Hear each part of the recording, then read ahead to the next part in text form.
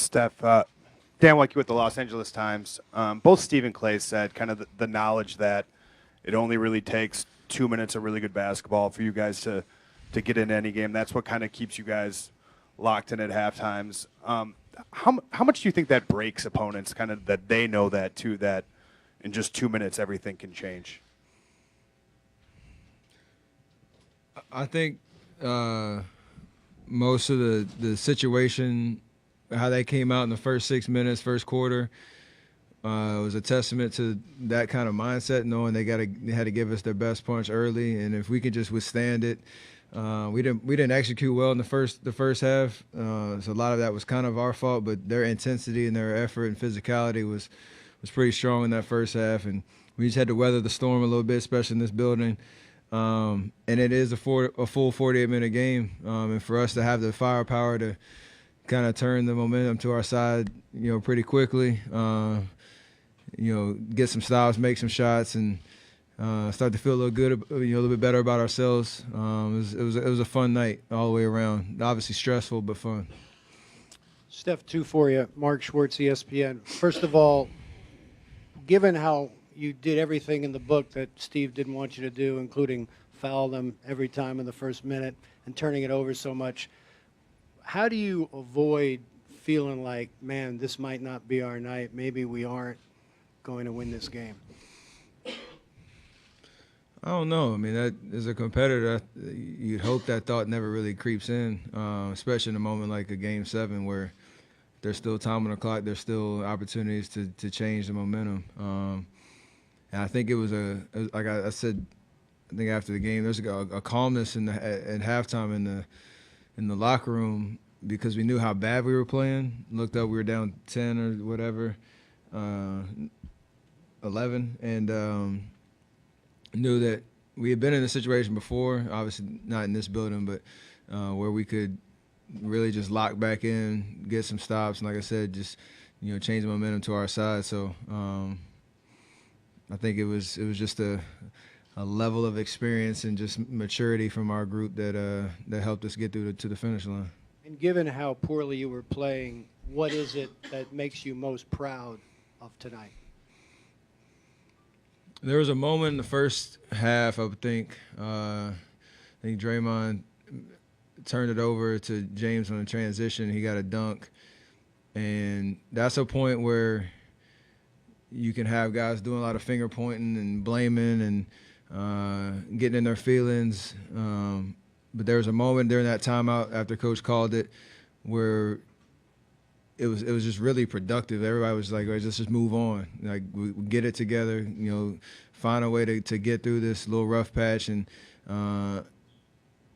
just find ourselves. It just took a while. So I think that moment, we could have splintered, to be honest. It could have been a moment like where, guys went their separate ways. But I think the way that we fought all year, and the way that this team is built with the chemistry we have, that got us through that little rough patch, and I think we used that to our advantage. Hey, Steph, Mark Medina, Bay Area News Group. When you look at the first half, what were the things that you think contributed to your shots not falling right away, and then what kind of fueled that kind of run that you usually have in the second half? They say two basketballs can fit inside the hoop at one time. That's kind of how big they are, and for some reason I couldn't figure it out. And then eventually kept shooting the same shots and they go in. So it's going to sound like a broken record, but I never lose confidence in myself.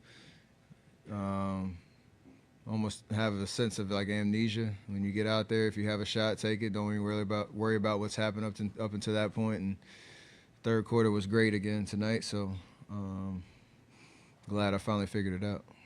Hi, Curry here. Joanna from TV Global from Brazil. Is there a magic between you and the third quarter? I don't know. I mean, obviously I've been playing well in the third quarter of this series, and it's a point where, like I always say, it's a full 48-minute game, and you got to have endurance, you got to have resiliency, you got to have confidence in yourself no matter how the game's gone up until that point, that you can turn around. and it's been great to come out of the locker room kind of focused, locked in, make some shots, get some stops, and just have fun. And obviously, thankfully tonight, with the way the first half went, it was like clockwork, so it was good.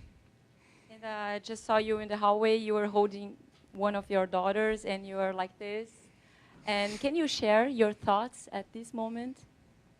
This is a special moment. This is we talked about it leaving this building after Game 5. This was a part of our story that we hadn't been through before.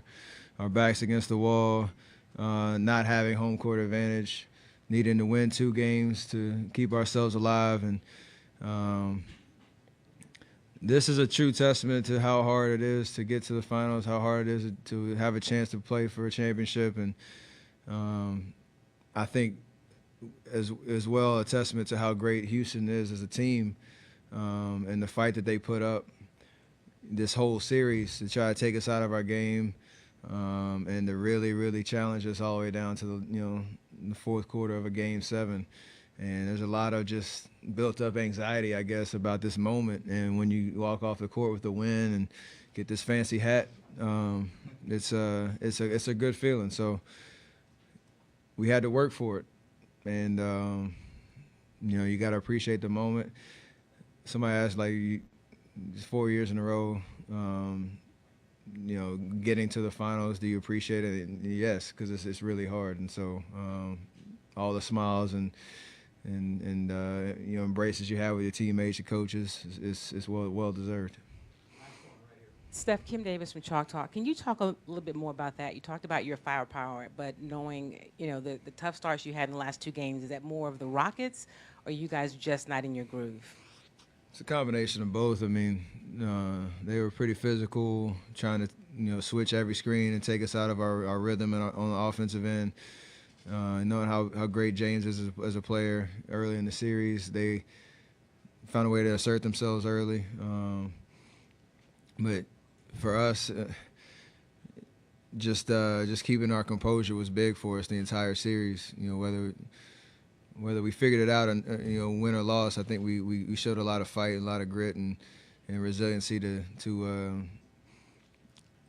stay positive as we went through the series, no matter what the situation was. And I think that helped us stay locked in Game 6 and 7 with our backs against the wall to get a win. So and tonight, the way that they played amazing. We just played a little bit better in the second half and got it done.